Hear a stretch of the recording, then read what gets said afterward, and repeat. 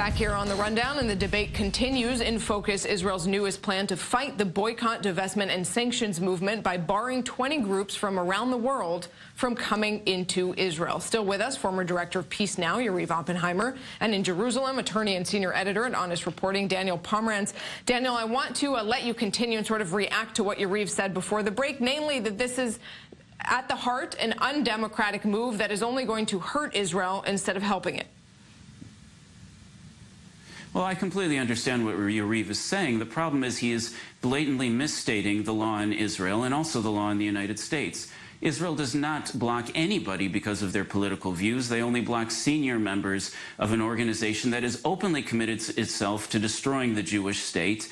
And the United States, he said, when you go into the United States, you're never asked what your political views are. That's not true. You're not asked which candidate you support, but they do dig into your background to see if you are a member of a prohibited organization. And any organization that is committed to destroying the American government, just as BDS is openly committed to destroying the Israeli government, will not be let in. It's the same in every country in the world. You can get a tourist visa, you can get a work visa. There is no such thing as a come in and destroy our country visa. Not in Israel, not in any country. And the double standard is simply unacceptable. You know, that to say destroying, it's very easy. But we are talking about BDS. This is an organization, again, that I disagree with its goals. But it's not a terrorist organization. They are not calling to a war to demolish Israel. They are talking about the fact that they are not recognizing the Zionist movement, for example.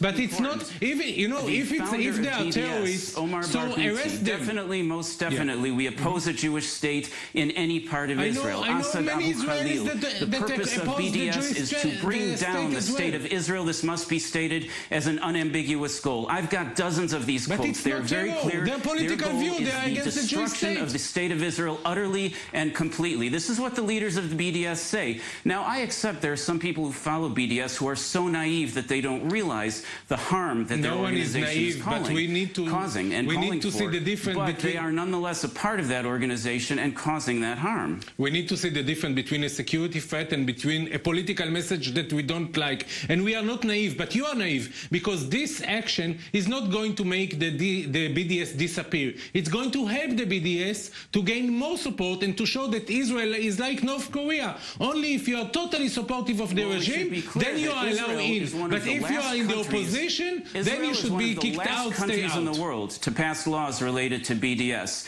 We've seen them passed in Germany, in France, in Spain, in the United States, all over the world. And so if you think BDS is going to survive when the entire Western civilization is turning against them, and for good reason, because they are singling out the Jewish state in a way that they do not single out any other country on planet Earth, and the entire Western civilization is highly uncomfortable with that, as they should be. And while we should entertain political debate, I don't see why Israel should be the only country in the world where you can practice BDS. Why do you have to hide, by the way? Why do you want to stop people from coming into Israel? What do you wish to hide from them? Are you ashamed of something? You don't like the occupation? You don't want them to go to the West Bank and to meet the Palestinian that Israel is occupying? Maybe this is the reason. I do want to ask you, and that Daniel actually says the law.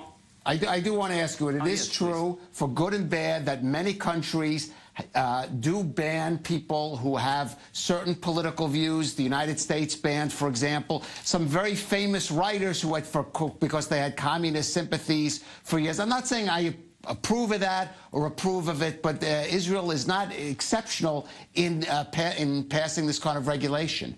I think that today, if you, I don't know about the history, about the Cold War, maybe then this was the case. I doubt it that this is the case today. You are not allowed to get into a foreign state if you are a terrorist or whether you believe something or not. Our argument is over what's true and what is actually happening today, right now in the world. And you're not disagreeing with me, and you're not disagreeing with Israel.